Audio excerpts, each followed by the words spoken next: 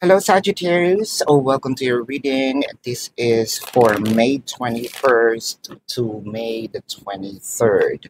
Now, for those of you who's new to the channel, don't forget to click the subscribe button, smash the like button, comment below kung kayo nakaka-resonate and hit that notification bell. At kung gusto niyo po ng dalawang reading po mula sa akin, meron po tayong isang reading doon sa kabilang channel, that is Babaylan TV. No? Yan po ang ating unang channel catered for our international audience. At kung gusto niyo po na sumali sa ating live session, sa kabilang channel din po iyon. No? Ah, kung wala naman po kayong time no, para makasali or hindi nyo maabutan, sa comment section po no, ng video na ito, pwede po kayong mag-ask ng question as long as the question is answerable by yes or no. Okay po? Pero kung hindi po kayo masasatisfy, alam niyo sa sarili niyo na hindi kayo masasatisfy sa yes or no, so sa description box no, ng video na ito, there is a link, no, a form wherein you can click that link. You will be routed to my page and then you can type your question, follow the instructions. So meron po tayo doon na isang tanong, dalawang tanong, and we have a promo, no, na 4 plus 1, no? And kung gusto niyo rin pong mag-book ng personal reading, so meron po, no, sa link din ng comment section, ng description box na ito. So Sagis, I would like you to know that this is a general reading. All right, so you may resonate with the entire reading. You may resonate with some bits and pieces of the reading. Take what's only yours. Ayan, so magsimula na tayo. Sagis, bakit parang lately gumaganda ang takbo, no? Or gaganda na ang takbo since this is for May 21st and the 23rd.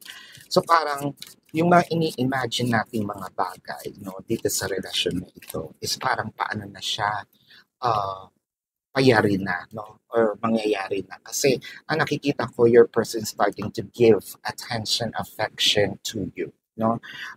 It may not be yung biglang buhos, no. Kumbaga sa ulan, ambon-ambon na, no. Pero the good thing here is at least that your person is reciprocating the love, no, the attention, the affection, or whatever abundance that you are giving your person. With the Fool card, the Strength card, and the Seven of Cups. Oh wow! Lalo na doon sa mga, sabihin natin kahit na bago pa to, or kahit kakasimula nyo pa lang, no?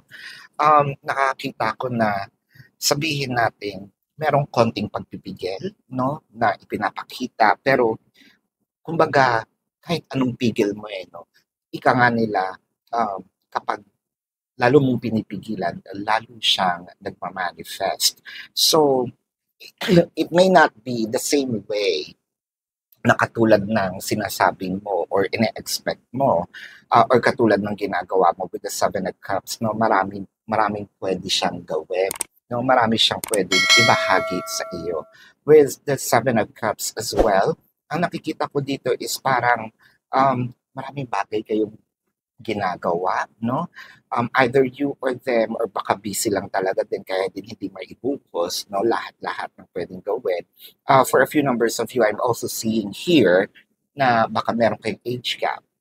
So it may be literally the age, or it may be, sabihin natin, parang the maturity, no? It may not be the age, but the maturity of the person. The Nine of Wands, the Devil card, and the Two of Swords. So, ang nakikita ko dito, medyo panandalian itong ipapakita niya, no? With the Two of Swords. Kasi bigla niyang ma-realize, no? Na, nagiging masyado akong soft, masyado akong nagpapakita ng response. Well, at least, meron ditong sabihin natin na reciprocation, katulad ng sinabi ko sa ginagawa mo, or ginagawa niya with the Two of Swords. Parang nga kasi ditong sasabihin niya, ayoko munang ipahalata, no? So, ayaw ipahalata ng person mo na meron siyang nararamdaman sa'yo or parehas na kayo ng nararamdaman. With the Ace of Swords and the Star, uy, pero deep inside, ang nakikita ko dito, alam mo, parang nandun ka na eh, no? Nandun ka na sa pedestal.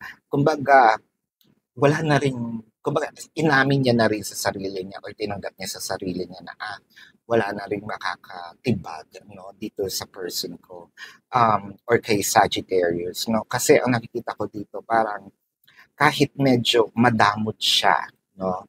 Kahit madamot siya na sa mga bagay-bagay, lalo na pag-express ng kanyang love, number one ka, no, sa kanya.